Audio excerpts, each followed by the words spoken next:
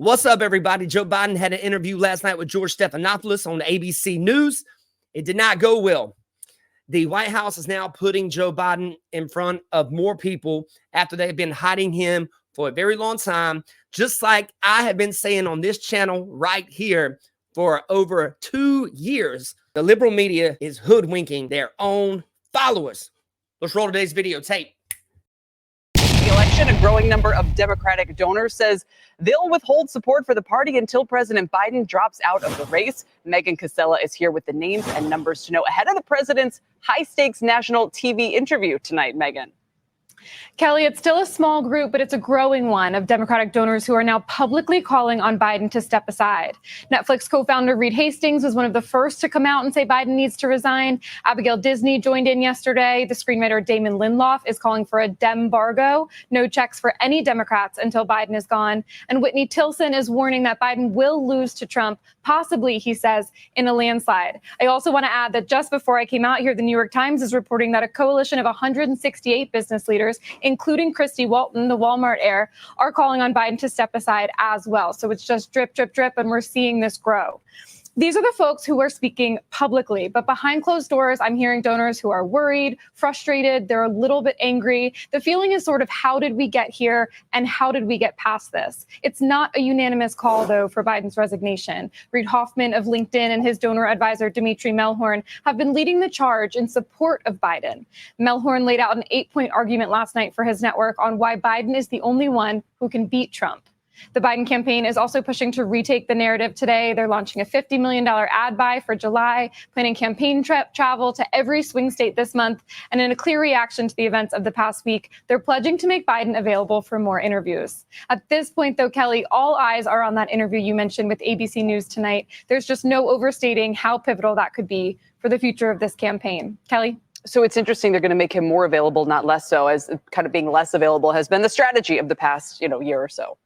Definitely. That's the biggest thing, the only thing really that could change anything right now. From one elected official after the next, elected Democrat after the next, everybody feels a little bit hoodwinked. We're hearing the word gaslit a lot. Why is the White House being so insular about this? Why are we not hearing from the president himself? So the campaign event today and then that interview are going to be the first step.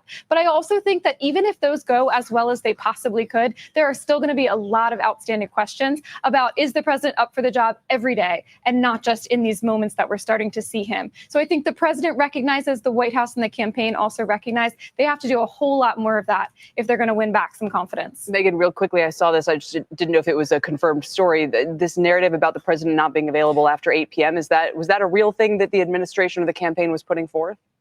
NBC News confirmed that in that meeting with Democratic governors, that was Wednesday evening, he acknowledged he needs to get more rest. And he said maybe he should cut back on events after 8 p.m. Some of the governors, it seems like, took that really seriously and were a little bit worried about it. Governor Gavin Newsom of California, he's been a big surrogate for Biden. And he said, he took that a little bit tongue in cheek. It was a little bit of a rhetorical messaging. So take it as you will, but he is acknowledging at least that he needs to get more sleep. All right. I'm no longer available after 8 p.m. No. All right, guys. When NBC, ABC, CNN, MSNBC are all talking negatively about the current Democrat president incumbent, it's getting bad.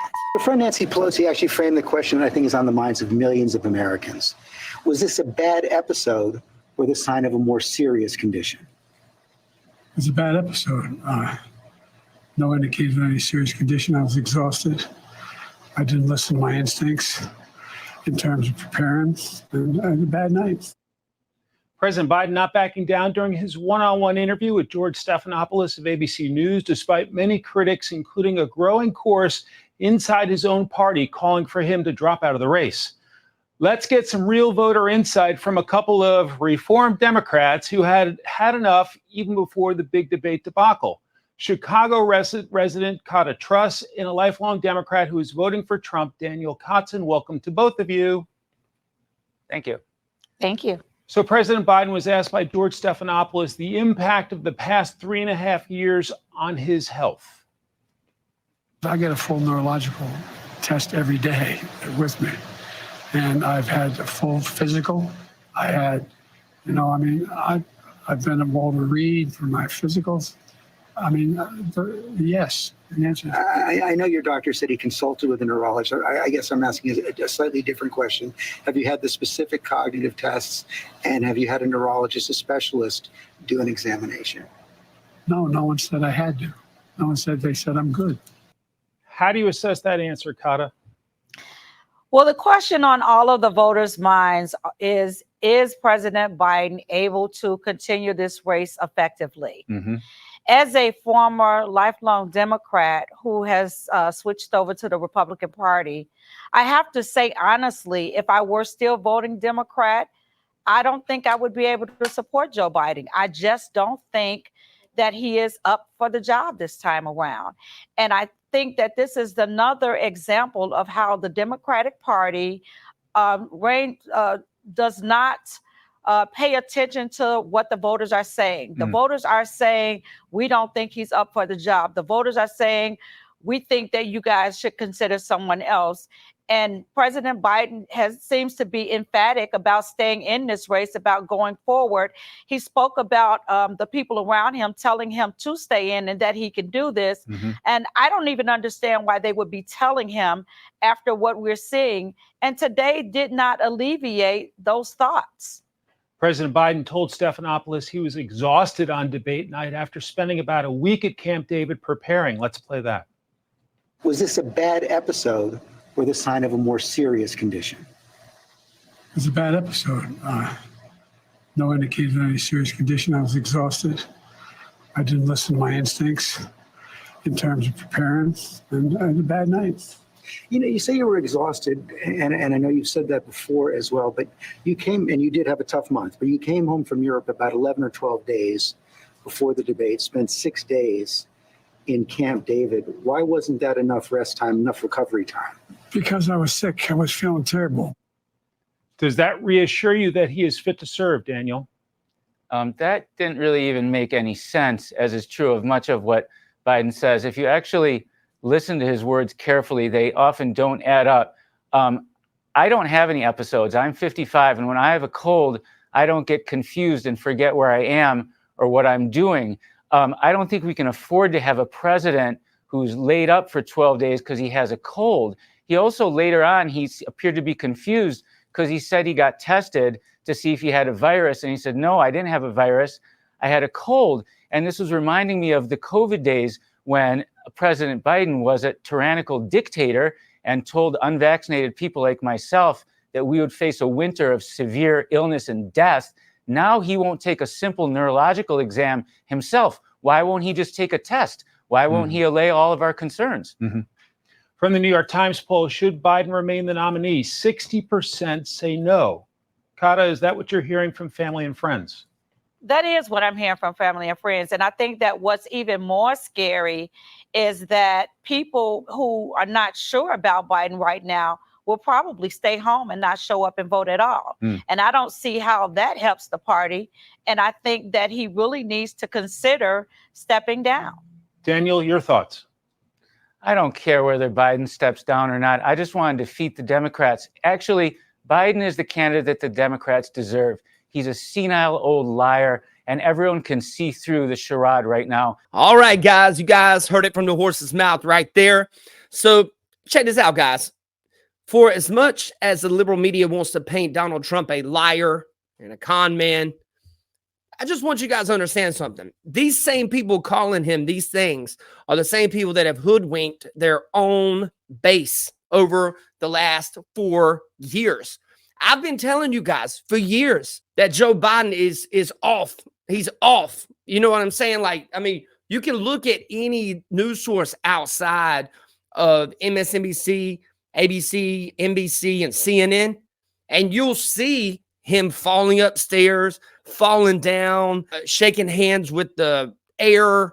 He doesn't make any sense when he talks. He falls off bicycles. I mean, it's been like this the whole time. I don't understand where people's surprise is. I don't understand how people are like, oh my God, what happened? Like Joe Scarborough. I just talked to him in March and he was fine. No, he wasn't fine. You guys, you can be too close to something and not see it. But people that actually stand back and look at it, you're like, man, he's in terrible shape. You know, at any moment in time, Joe Biden can just turn into dust, away into wind, man. This is a sad moment in time for the United States of America, having a president that is in this kind of shape mentally. They have made so many excuses for Joe Biden for his bad debate performance because he wants to stay in power. He does not want to give up power. I don't think he's leaving unless they absolutely push him out somehow, illegally do it, have something on him, maybe. But they said he had a cold. They said he traveled 2 weeks earlier and he was tired from a plane ride that happened 12 days before the debate. Things were, he had a virus, then he didn't have a virus. I mean, what is it? He had a lack of sleep. How's he got a lack of sleep? He goes to bed at 8 o'clock. I don't know what to tell you guys, man. All I know is all of our enemies at this moment in time are staring at us. And they know that we have a president that works from 10 a.m. to 4 p.m. He goes, eats his entree, watches Jeopardy, and then he goes to bed at 8 p.m. Hope you guys have a blessed day. Take care. You watch it on air with Nick Dropper, the Nick Dropper podcast. You guys have a beautiful, beautiful, beautiful day. If you guys want, click right here for more videos, or right here for more Nick Dropper content, or click right here to subscribe, man. Share this video, like this video, comment on this video. See you guys soon.